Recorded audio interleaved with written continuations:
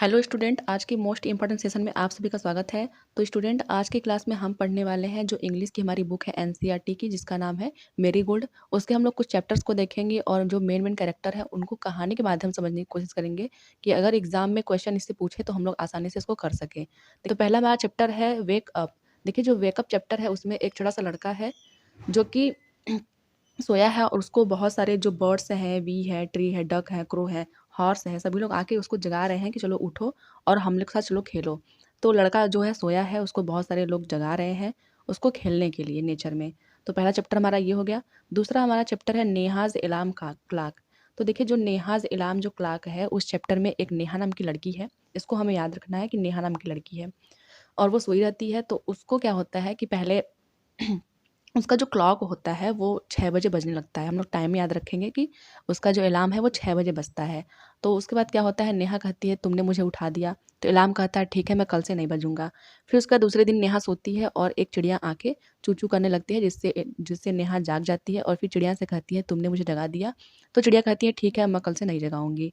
फिर दूसरे दिन तीसरे दिन क्या होता है कि सन जो सूर्य होता है वो आके रोशनी कर देता है, जिसकी वजह से नेहा उड़ जाती है। तो नेहा ने फिर से वही चीज़ कहा कि तुमने आके मुझे जगा दिया। तो सन कहता है ठीक है, मैं कल से नहीं आऊँगा, बादल में छुप जाऊँगा।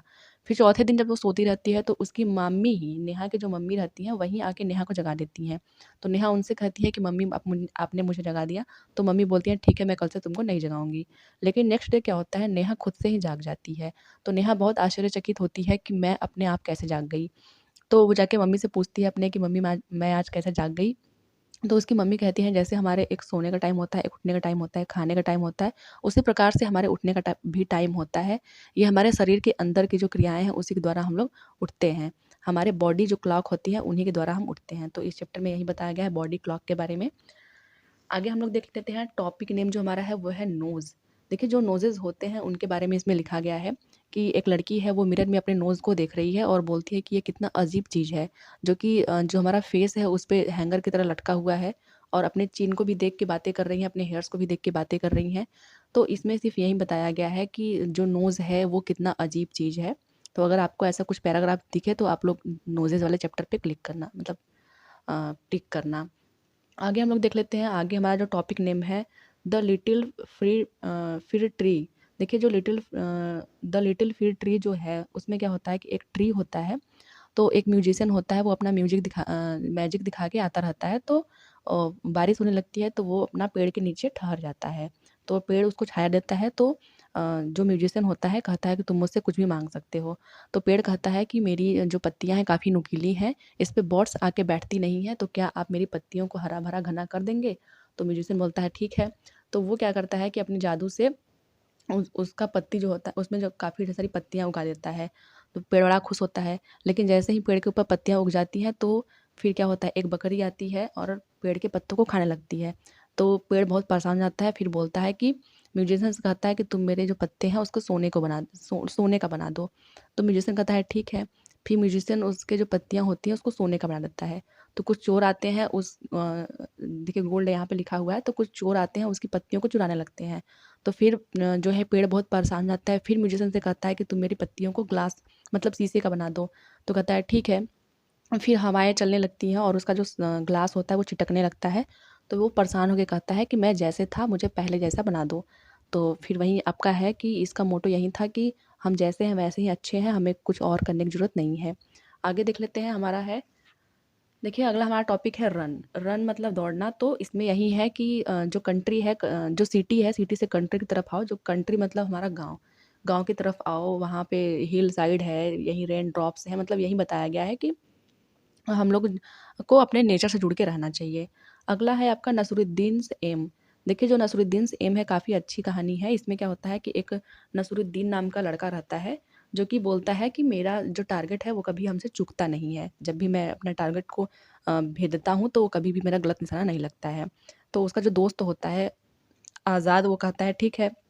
वो जाता है और एक बो और एरो को लेके आता है, धनुष और बाण को लेके आता है।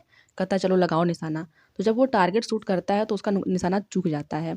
जब उसका निशाना चूक जाता है तो वो कहता है कि ये टारगेट मेरा नहीं था, किसी और का था, किसी और का नाम ले लेता है। फिर दूसरी बार फिर यही चीज़ करता है, फिर उसका निशाना चूक जाता है। तो फिर कहता है कि ये मेरा एम नहीं था, दूसरे का एम था।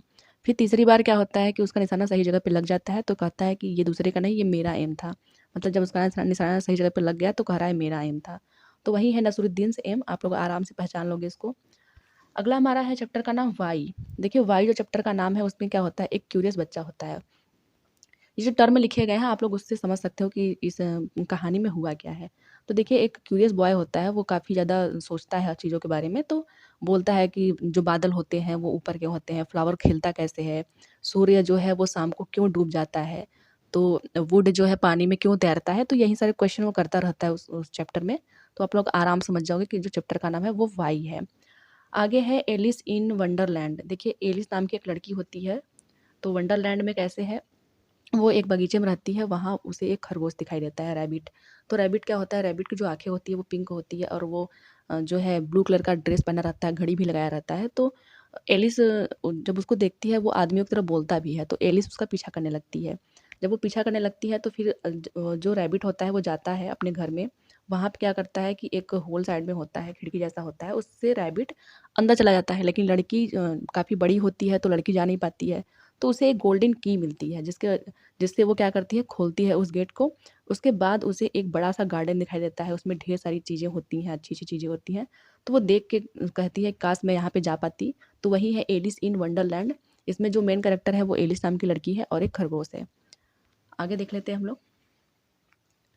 अगला हमारा चैप्टर है don't be afraid of the dark. मतलब जो डार्क मतलब जो रात है उससे मत डरो। क्यों? क्योंकि जो मून लाइट्स होती हैं वो हमें देखने में सहायता करती हैं। जो पृथ्वी होती है उस समय सोती रहती है। तो बच इसमें क्या है ना, इस चैप्टर में मेन उद्देश्य यही है कि बच्चे जो रात में डरते हैं उनके अंदर से वो डर निकाल दिया जाए। तो यही है, उतना इम्पोर्टेंट नहीं है ये। अगला आपका है हेलन केलर। देखिए जो हेलन केलर है वो काफ़ी ज़्यादा इम्पोर्टेंट चैप्टर है। इसमें आप लोगों ने सबने पढ़ा होगा हेलन केलर के बारे में। तो हम लोग यहाँ पे रिवाइज़ कर लेते हैं। देखिए जो हेलन केलर होती है वो एक हेल्दी लड़की होती है, लेकिन उसको एक बीमारी हो जाती है। जो हेलन केलर है वो लड़की का नाम है या girl, main character Helen Helen Keller ही है। तो उसको एक बीमारी हो जाती है जिसकी वजह से वह बोल और सुन नहीं सकती है। तो वो काफ़ी परेशान रहने लगती है, तो उसकी मम्मी जो होती हैं वो बोलती हैं ये तो सही नहीं हो रहा है। तो इसके लिए वो एक टीचर को अपॉइंट करती हैं उसको सिखाने के लिए। तो सुलीवन नाम की टीचर होती है, ये आप लोग याद रखिएगा कि जो हेलन केलर की जो टीचर होती हैं उनका नाम सुलीवन रहता है। तो वो जो हेलन केलर को वो सिखाती हैं हर चीज़। फिर वो वाटर के बारे में उनको सिखाती हैं, तो जब हेलन केलर जब वाटर टच करती है तो उसको बहुत अच्छा लगता है। तो फिर हेलन केलर अच्छे से अपना सीखने लगती है, यही है इसमें। अगला हमारा है द डंकी। इस चैप्टर में यही है कि एक छोटा सा लड़का होता है, उसकी इच्छा होती है कि अगर उसके पास एक डंकी होता, why wished if he had a donkey. अगर उसके पास एक डंकी होता तो वो क्या-क्या करता। तो वही बोल रहा है कि अगर मेरे पास डंकी होता तो मैं उसको मक्के के दाने खिलाता, मैं यहाँ लेके जाता, वहाँ लेके जाता। यही सारी चीज़ें हैं, बच्चा इतना सोचता रहता है। तो इसमें वो हो गया। हियातवा नाम का एक कहानी है, आप लोग इसको भी देख लीजिए। देखिए, इस कहानी में क्या होता है कि एक लड़का होता है और अपने दादी के पास रहता है। दादी उसको बहुत सारी चीज़ें बताती हैं कि जो बर्ड्स होती हैं, वो कैसे अपना घोंसला बनाती है, समर में कैसे छुपती हैं, रेनडियर के बारे में बताती हैं। तो यही सब जो है लड़का फाइनली सीख जाता है, तो उसको समझ में आता है कि बर्ड्स जो होती हैं, वो समर में छिप जाती हैं क्योंकि उनको प्रॉब्लम होती है। यही सब अपना है इसी में, ज़्यादा इम्पोर्टेंट ये नहीं है। आगे देख लेते हैं, द स्कॉलर्स मदर टंग। देखिए, जो स्कॉलर्स मदर टंग है, वो काफ़ी इम्पोर्टेंट है और आप लोगों ने ये शायद कहानी पढ़ी भी हो।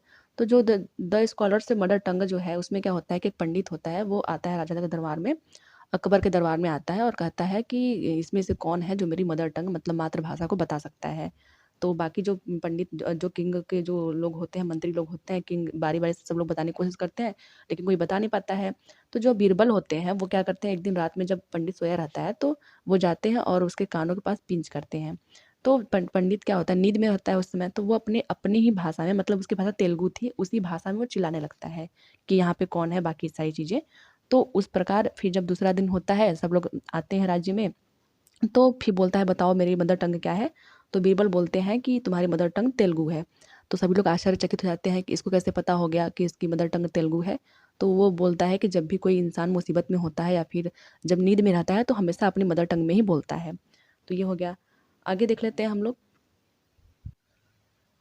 अगला हमारा चैप्टर है ए वाटर राइम। देखिए जो वाटरिंग राइम जो है उसमें क्या होता है कि ये बताया जाता है कि पौधों को कब पानी देना चाहिए। जैसे मान लीजिए कि पौधों को सुबह पानी देना चाहिए, शाम को पानी देना चाहिए। अगर हम दोपहर में पानी देते हैं तो वो सूख जाएँगे और बताया गया है पानी कितना इंपॉर्टेंट होता है नाव चलाने के लिए, अर्थ पे कितना पानी है, बाकी फ्लावर्स को पानी चाहिए। तो मतलब इसमें वाटर की इंपॉर्टेंस को बताया गया है। यही है इस टॉपिक में। आगे देख लेते हैं। अगला टॉपिक हमारा है द गिविंग ट्री। देखिए जो द गिविंग ट्री है वो काफ़ी ज़्यादा अच्छा आपका स्टोरी है, आप लोग सुने भी होंगे इसको।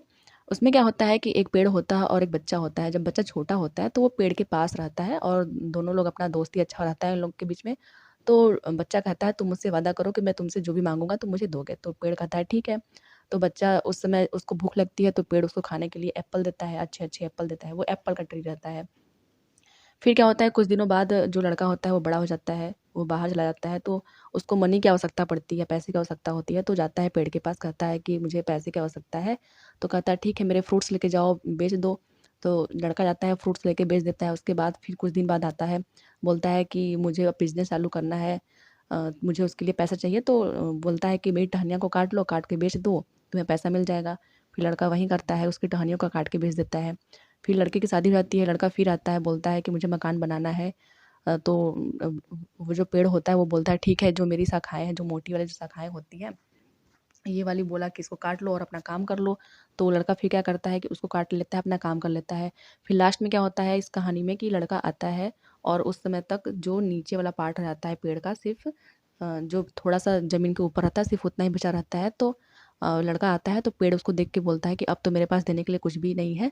तो लड़का बोलता है कि अब मुझे चाहिए भी नहीं, काफ़ी बूढ़ा रहता है। उसको ये एहसास हो जाता है कि मैंने ज़िंदगी भर इस पेड़ से लिया और उसको बदले में कुछ नहीं दिया।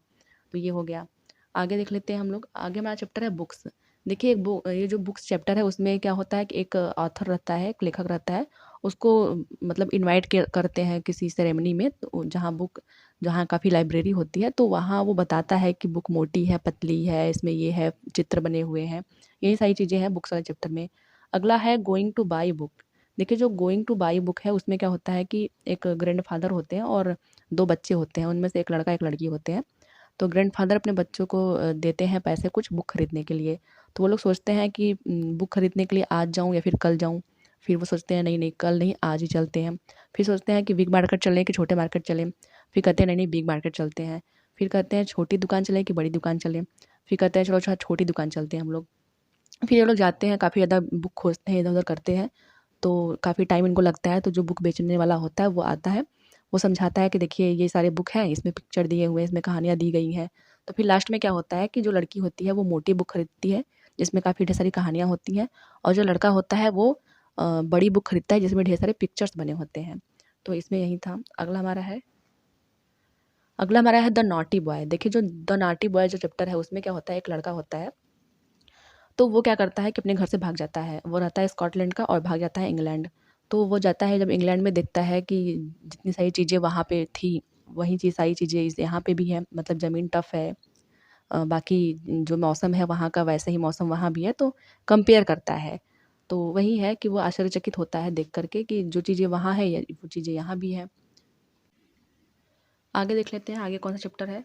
देखिए अगला हमारा चैप्टर जो है वो है पिनोक्यू। देखिए जो पिनोक्यू है काफ़ी अच्छी इंटरेस्टिंग कहानी है, मैंने भी पढ़ा तो हमको काफ़ी अच्छा लगा। इसमें क्या होता है कि एक कारपेंटर होता है, वो जाके लकड़ी खरीद के लाता है। लकड़ी खरीद के लाता है, जब भी वो लकड़ी पे काम करता है तो उसमें से आवाज़ आती है। तो जब आवाज़ को कारपेंटर सुनता है तो उसमें होती है कि तुम मुझे गुदगुदी क्यों कर रहे हो? वो लकड़ी बोलता है कि तुम मुझे गुदगुदी क्यों कर रहे हो? तो फिर उसके बाद क्या करता है जो कारपेंटर रहता है वो उस जो लकड़ी होता है उसका एक लड़का बनाता है, उसमें अपना आँख, नाक ये सब देता है, उसका शेप बनाता है।